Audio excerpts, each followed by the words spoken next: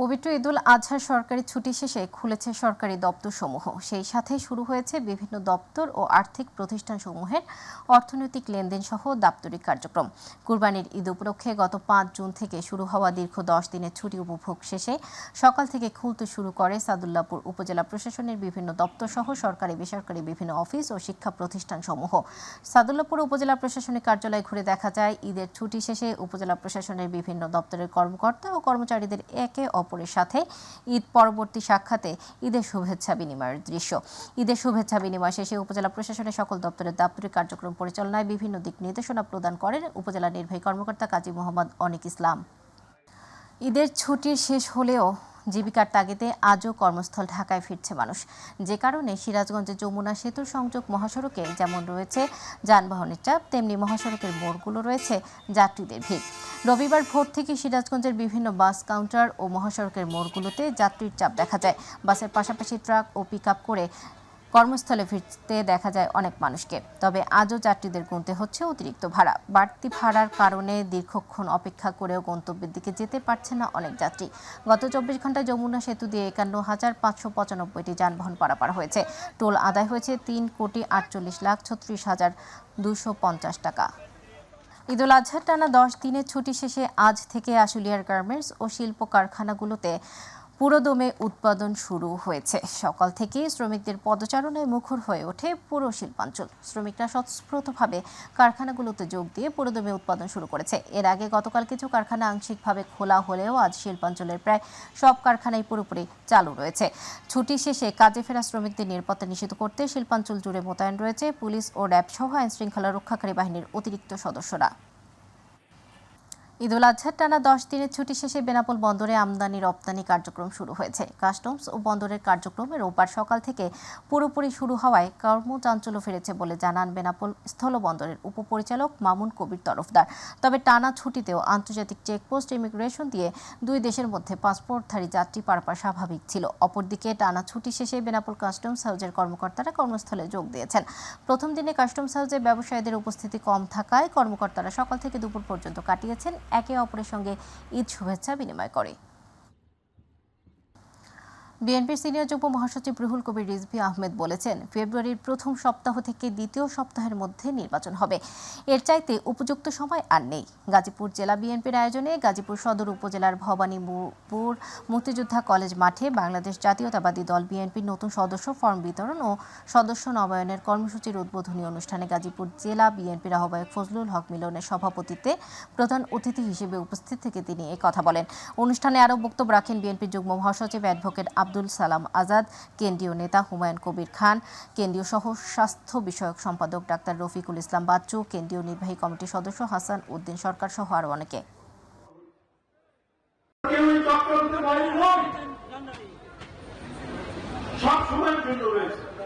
আমরা অন্তর্বর্তীকালীন সরকার, ছাত্র জনতার আন্দোলন এবং বিএনপির ১৫-১৬ বছরের এক রক্তক্ষয়ী আন্দোলনের মধ্যে দিয়ে অন্তর্বর্তীকালীন সরকার ২৪ ঘন্টায় চট্টগ্রামে আরও একজনের শরীরে করোনা ভাইরাস শনাক্ত হয়েছে। এ নিয়ে চট্টগ্রামে ৯ জন করোনা রোগী শনাক্ত হলো।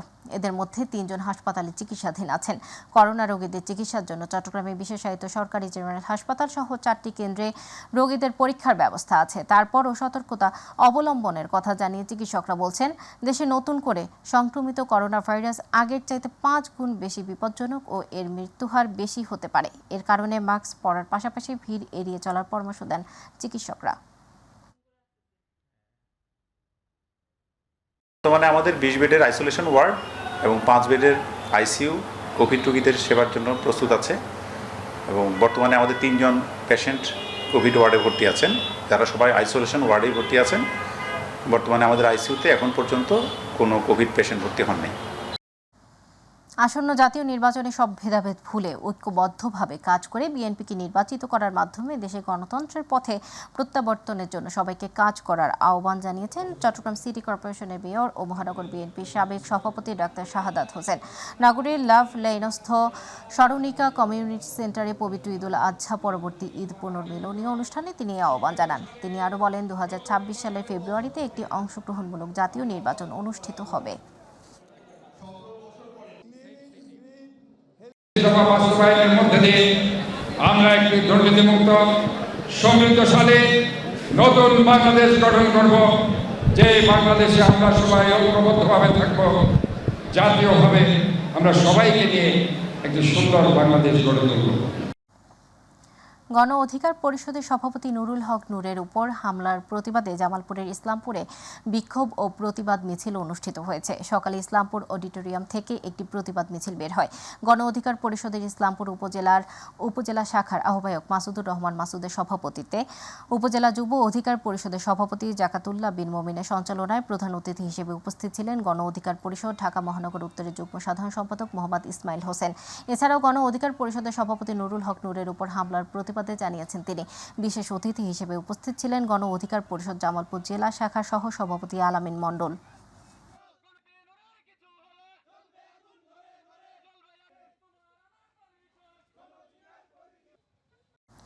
পটুয়াখালীর গলাচিপা উপজেলার চরবিশ্বাস ইউনিয়নে বিএনপির অফিস ভাঙচুর ও নেতাকর্মীদের উপর পরিকল্পিত হামলা, জেলার বিভিন্ন স্থানে আওয়ামী লীগ ও তাদের সহযোগীদের পুনর্বাসন এবং জেলা ছাত্রদলকে নিয়ে মিথ্যা ও উদ্দেশ্য প্রণোদিত অপপ্রচারের বিরুদ্ধে বিক্ষোভ মিছিল ও জেলা প্রশাসকের কাছে স্মারকলিপি প্রদান করেছে বাংলাদেশ জাতীয়তাবাদী ছাত্রদল পটুয়াখালী জেলা শাখা।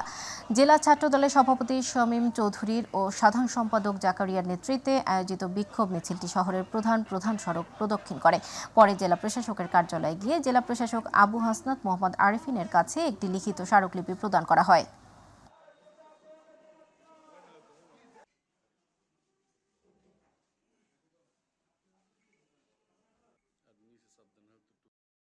ব্রাহ্মণবাড়িয়ার আখাউড়া সীমান্ত এলাকা দিয়ে অনিচ্ছাকৃতভাবে ভারতের সীমানায় ঢুকে পড়া 15টি গরু আটক করে নিয়ে যায় ভারতীয় সীমান্তরক্ষী বাহিনী। পরে পতাকা বৈঠকের মাধ্যমে গরুগুলো ফেরত দেওয়া হয়। শনিবার আখাউড়া আন্তর্জাতিক ইমিগ্রেশন চেকপোস্টের উত্তর পাশে কালিকাপুর গ্রামের জমিতে ঘাস খাওয়ার সময় গরুগুলো ভারতের ভূখণ্ডে প্রবেশ করে। বিষয়টি নজরে আসার পর বিএসএফ গরুগুলো আটক করে। পরবর্তীতে বেলা 12:15টার দিকে বিজিবি ও বিএসএফ এর যৌথ পতাকা বৈঠকের মাধ্যমে গরুগুলো ফেরত দেওয়া হয়। পতাকা বৈঠকে বিজেপির পক্ষে উপস্থিত ছিলেন আখাউড়া বিওপির কোম্পানি কমান্ডার নুরুল ইসলাম এবং বিএসএফ এর পক্ষে ছিলেন 42 ACP camp commander SI Amit Verma.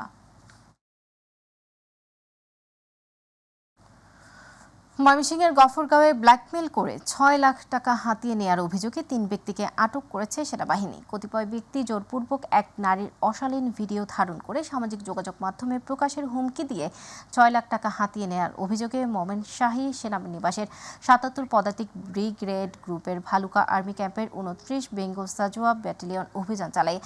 14 June রাতে গফরগাঁও উপজেলা সদরের ব্রিজ সংলগ্ন মিডিয়া পার্কে যৌথ অভিযান চালিয়ে 3 জনকে হাতে নাতে আটক করে। যৌথ সেনাবাহিনীর জিজ্ঞাসাবাদে আটক ব্যক্তিরা ব্ল্যাকমেলের মাধ্যমে টাকা আদায়ের ঘটনার সাথে জড়িত থাকার কথা স্বীকার করে। পরে তাদেরকে পুলিশে সোপর্দ করা হয়েছে বলে জানিয়েছে সেনাবাহিনী।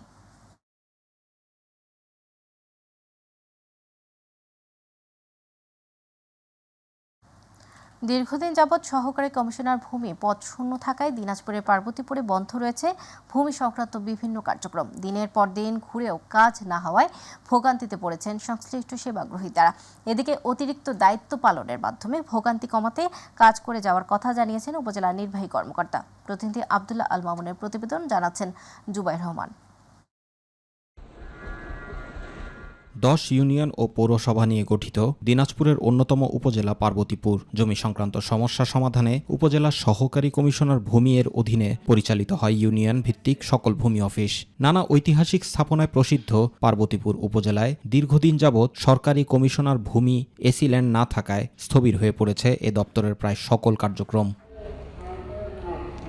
উপজেলাবাসীর জমির খাজনা আদায়, খারিজ, নামজারি ও মিসকেস সহ ভূমি সংক্রান্ত বিভিন্ন কার্যক্রম পরিচালনার গুরু দায়িত্ব পালন করে থাকেন একজন সহকারী কমিশনার ভূমি বা এসি ল্যান্ড। পার্বতীপুরে দায়িত্বে থাকা কর্মকর্তা 3 মাস আগে পদোন্নতিজনিত কারণে অন্যত্র বদলি হলে শূন্য হয় পদটি। এতে জমি সংক্রান্ত নানা জটিলতা নিয়ে প্রতিনিয়তই ভূমি অফিসে এসে ফিরে যাচ্ছেন সংশ্লিষ্টরা। ফলে নানা প্রকার ভোগান্তির কথাও জানান তারা। দীর্ঘদিন হাতে এখানে আসা যাওয়া করতেছি, এসি ল্যান্ড স্যার না থাকার কারণে আমাদের মিসকেস মানে কাজটা হচ্ছে না। খারিজে আসলে পাচ্ছি না, বেশ কয়েকদিন থেকে ঘোরাঘুরি করতেছি। সেবা চাচ্ছি কিন্তু ওখানে সেবা পাচ্ছি না। ভূমি সংক্রান্ত এসব জটিলতার সমাধানের প্রয়োজন একজন সহকারী কমিশনার। তাই পার্বতীপুরবাসীর দুর্ভোগ লাঘবে দ্রুত সময়ের মধ্যে শূন্যপদ পূরণের দাবি জানিয়েছেন স্থানীয় এলাকাবাসী। এ যাবত এসি ল্যান্ড অফিসে বসে নাই, এসি ল্যান্ড নাই, কবে আসবে, কখন আসবে, কয় তারিখে আসবে, এরকম কোনো নির্দেশনাও নাই। এটা নিয়ে আমরা খুব ভোগান্তিতে আছি।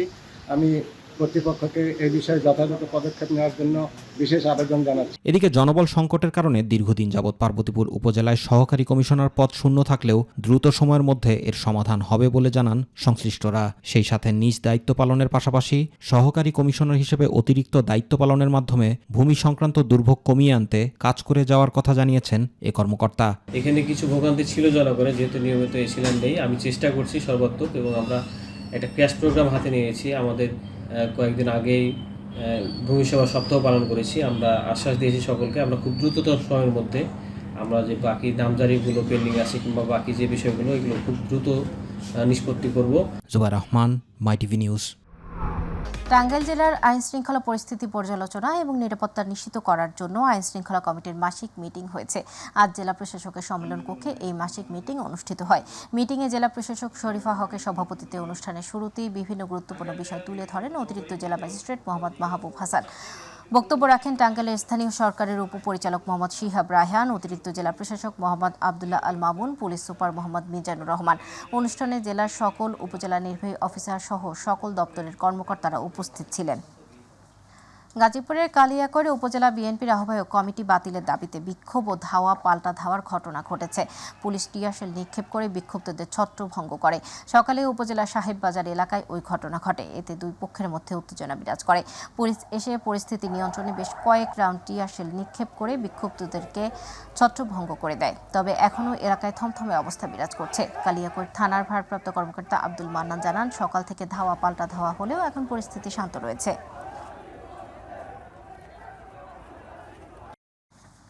কুষ্টিয়ার দৌলতপুর উপজেলার পিয়ারপুর ইউনিয়ন বিএনপির দ্বিবার্ষিক সম্মেলনে পক্ষপাতমূলক ভোটার তালিকা প্রণয়ন ও ওয়ার্ড কমিটিতে আওয়ামী লীগ এবং জাসদ পুনর্বাসনের প্রতিবাদে নির্বাচন প্রত্যাখ্যান করে সংবাদ সম্মেলন করেছে বিএনপি নেতৃবৃন্দ। আজ পিয়ারপুরের কামালপুর বাজার এলাকায় অনুষ্ঠিত উক্ত সংবাদ সম্মেলনে লিখিত বক্তব্য পিয়ারপুর ইউনিয়ন বিএনপির সাবেক সভাপতি ও বর্তমান সভাপতি পদপ্রার্থী মোহাম্মদ নজরুল ইসলাম। তাই তিনি সহ আরও কয়েকজন প্রার্থী এই নির্বাচন বর্জনের ঘোষণা দেন। এছাড়াও এই সমস্যা থেকে পরিত্রাণে কুষ্টিয়া জেলা বিএনপির শীর্ষ নেতাদের হস্তক্ষেপও কামনা করা হয় এই সংবাদ সম্মেলন থেকে। পিয়ারপুর ইউনিয়ন বিএনপির কমিটিতে একটি মহল ফ্যাসিবাদী আওয়ামী লীগকে পুনঃপ্রতিষ্ঠিত করার জোর প্রচেষ্টা চালানো, একটি চিহ্নিত পক্ষকে জয়যুক্ত করতে পরিকল্পিতভাবে দলীয় প্রভাব খাটানো।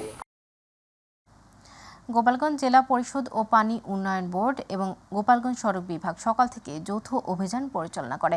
এ সময় জেলা পরিষদ 50টি ও পানি উন্নয়ন বোর্ড 83টি এবং সড়ক বিভাগের জায়গায় প্রায় 60টি মোট 193টি অবৈধ কাঁচা পাকা স্থাপনা উচ্ছেদ করেন। উচ্ছেদ অভিযান পরিচালনার অংশ নেয় গোপালগঞ্জ সড়ক বিভাগের প্রধান প্রকৌশলী মোহাম্মদ আজহারুল ইসলাম, পানি উন্নয়ন বোর্ডের উপবিভাগীয় প্রকৌশলী জাকারিয়া ফেরদৌস, গোপালগঞ্জ জেলা executive magistrate Russell Munshi, executive magistrate Probir Kumar Biswas সহ পুলিশ, র্যাব, সেনাবাহিনী, ফায়ার সার্ভিস ও আনসার এবং গ্রাম পুলিশ সদস্য উপস্থিত ছিলেন।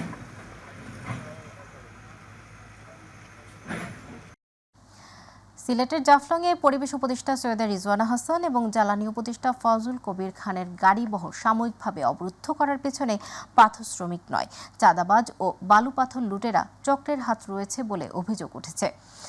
জাফলংয়ে নদী ও পরিবেশ রক্ষায় গঠিত আন্দোলনের নেতৃবৃন্দ এক মানববন্ধনে এসব অভিযোগ করেন। তারা বলেন, ইকোলজিক্যাল ক্রিটিক্যাল এরিয়া ঘোষিত জাফলং এলাকায় দীর্ঘদিন ধরে একটি প্রভাবশালী চক্র অবৈধভাবে বালু পাথর উত্তোলন করে আসছে। তাদের চাঁদাবাজি ও লুটপাট কার্যক্রম চালু রাখতে তারা অন্তর্বর্তীকালীন সরকারের দুই উপদেষ্টাকে অবরুদ্ধ করে বিভ্রান্তি সৃষ্টির চেষ্টা চালায়। নারায়ণগঞ্জের রূপগঞ্জ উপজেলার ভুলতা ও গোলাকান্দাইল এলাকার চিহ্নিত সন্ত্রাস জাইদুল ইসলাম বাবু ও তার বাহিনী কর্তৃক এলাকার নিরীহ মানুষের উপর অত্যাচার, বাড়িতে হামলা, ভাঙচুর ও ব্যবসায়ী মামুন হত্যাকাণ্ডের ঘটনার প্রতিবাদ ও সন্ত্রাসীদের গ্রেপ্তারের দাবিতে সংবাদ সম্মেলন করা হয়েছে। রূপগঞ্জ প্রেসক্লাব কার্যালয়ে নিহত মামুনের পরিবার ও ভুক্তভোগী এলাকাবাসী এই সংবাদ সম্মেলন করেন। সংবাদ সম্মেলনে বক্তব্য রাখেন নিহত মামুনের স্ত্রী ইমু আক্তার, বড় ভাই আওলাদ হোসেন ভুট্টু, টেকপাড়া এলাকার মোহাম্মদ বাদল মিয়া সহ আরও অন্যান্যরা।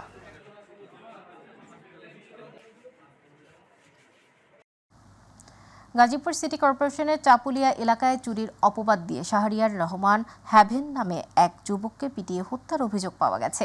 সকালে পুলিশ মরদেহ উদ্ধার করে ময়নাতদন্তের জন্য শহীদ তাজউদ্দিন আহমেদ মেডিকেল কলেজ হাসপাতালের মর্গে পাঠিয়েছে।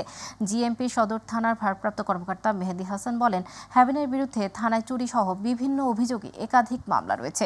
সকালে তার হাত পা বাঁধা অবস্থায় মরদেহ উদ্ধার করা হয়। নিহতের পা সহ সারা শরীরে আঘাতের চিহ্ন রয়েছে। এ ব্যাপারে তদন্ত চলছে। স্বজনদের অভিযোগের ভিত্তিতে মামলা সহ পরবর্তী আইনগত ব্যবস্থা নেওয়া হবে।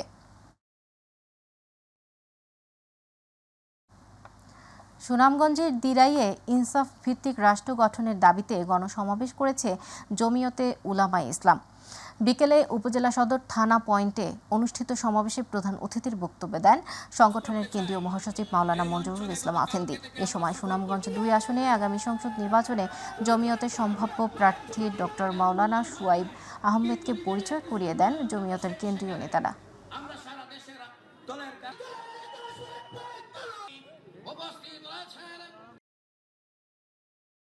শৃঙ্খলা কমিটির মাসিক সভায় যানজট নিরসন, বাল্যবিবাহ ও অপমৃত্যু রোধে গ্রাম আদালতের তৎপরতা বৃদ্ধি সহ দ্রব্যমূল্য নিয়ন্ত্রণে অভিযান অব্যাহত রাখার সিদ্ধান্ত হয়েছে। সকালে জেলা প্রশাসকের কার্যালয় সম্মেলন কক্ষে অনুষ্ঠিত সভায় সভাপতিত্ব করেন জেলা প্রশাসক মফিদুল আলম।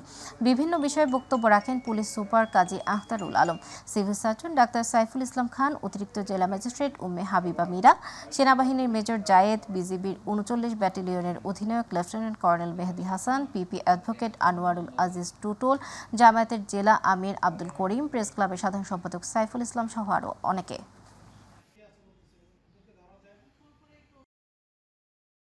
চট্টগ্রাম নগর বিএনপির ওয়ার্ড কমিটি বাতিলের দাবিতে বিক্ষোভ সমাবেশ অব্যাহত আছে। নগরীর ৩৬ নম্বর গোসাইলডাঙ্গা ওয়ার্ডে যোগ্যদের বাদ দিয়ে আর্থিক লেনদেন ও স্বজনপ্রীতির অভিযোগ এনে পদবঞ্চিত নেতাকর্মীরা আজ নগরীর বারিক বিল্ডিং মোড়ে বিক্ষোভ সমাবেশ করেছে।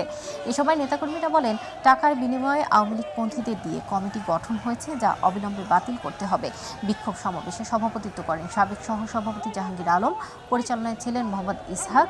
এ সময় বক্তব্য রাখেন নতুন ঘোষিত ওয়ার্ড কমিটির সিনিয়র যুগ্ম আহ্বায়ক মোহাম্মদ নাজিম উদ্দিন। সিরাজগঞ্জের চৌহালি উপজেলায় যমুনা নদীর তীরে ভূতের মোড় ও জোতপাড়া নৌকাঘাট এলাকায় ৫ দফা দাবিতে মানববন্ধন অনুষ্ঠিত হয়েছে। শনিবার বিকেলে চৌহালি উপজেলা স্বাস্থ্য সংরক্ষণ পরিষদের ব্যানারে এই মানববন্ধনের আয়োজন করা হয়। স্থানীয় ভুক্তভোগী এলাকাবাসী ছাড়াও নানা শ্রেণী পেশার মানুষ অংশগ্রহণ করেন। মানববন্ধনে যমুনা বিধ্বস্ত চৌহালি উপজেলার RS রেকর্ডভুক্ত চরাঞ্চলের আবাদি জমি, বসতবাড়ি ও শিক্ষা প্রতিষ্ঠানের জমির খাজনা আদায় অবিলম্বে চালু করার দাবি জানানো হয়। এছাড়াও যমুনার ভাঙন থেকে উপজেলার পূর্ব ও পশ্চিম অঞ্চলের মানুষ ও অবকাঠামো রক্ষায় টেকসই ও স্থায়ী বাঁধ নির্মাণের দাবি তোলা হয়। ঐতিহাসিক গাদিরে গুম ইমানি ঘোষণার শোকরিয়া দিবস উপলক্ষে বিশ্ব সুন্নি আন্দোলন চট্টগ্রাম মহানগর কার্যালয় প্রাঙ্গণে এক বিশাল সমাবেশ অনুষ্ঠিত হয়েছে। এতে প্রধান মেহমান ছিলেন সংগঠনের প্রধান উপদেষ্টা তাফসিরুল মাহশিদুল কুরআন ও বুখারী শরীফের ব্যাখ্যা গ্রন্থের প্রণেতা, রাষ্ট্রীয় ২১ পদকপ্রাপ্ত শিক্ষাবিদ ও গবেষক ইমামে আহলে সুন্নাত আল্লামা সৈয়দ সাইফুর রহমান নিজামী শাহ। এ সময় মূল দিক নির্দেশনামূলক বক্তব্য রাখেন বিশ্ব সুন্নি আন্দোলন ও বিশ্ব ইনসানিয়াত বিপ্লবের প্রবর্তক আল্লামা ইমাম হায়াত। এছাড়াও আল্লামা আরেফ সারতাজের সভাপতিত্বে সমাবেশে বক্তব্য রাখেন আল্লামা আবু আবরার চিশতি, আল্লামা শেখ রায়হান রাহবার ও আল্লামা জাকির আহসান।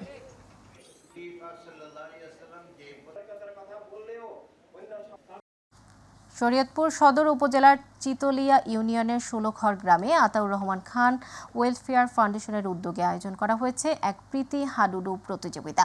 এমন আয়োজন শুধু আনন্দই নয়, বিলুপ্তপ্রাপ্ত খেলাটিকেও পুনরুদ্ধার করতে সাহায্য করবে বলে মনে করেন এলাকাবাসী। গ্রাম বাংলার ঐতিহ্যবাহী এই খেলাটি যেন বিলুপ্ত না হয়, সেই উদ্দেশ্যেই এই আয়োজন। ভবিষ্যতেও এমন আয়োজন অব্যাহত থাকবে বলে জানান আয়োজক কমিটি। হাডুডুর মতো প্রাচীন খেলাগুলো টিকিয়ে রাখতে নিয়মিতভাবে এমন আয়োজন দেশের প্রতিটি গ্রামে হওয়া উচিত বলে মনে করছেন স্থানীয়রা।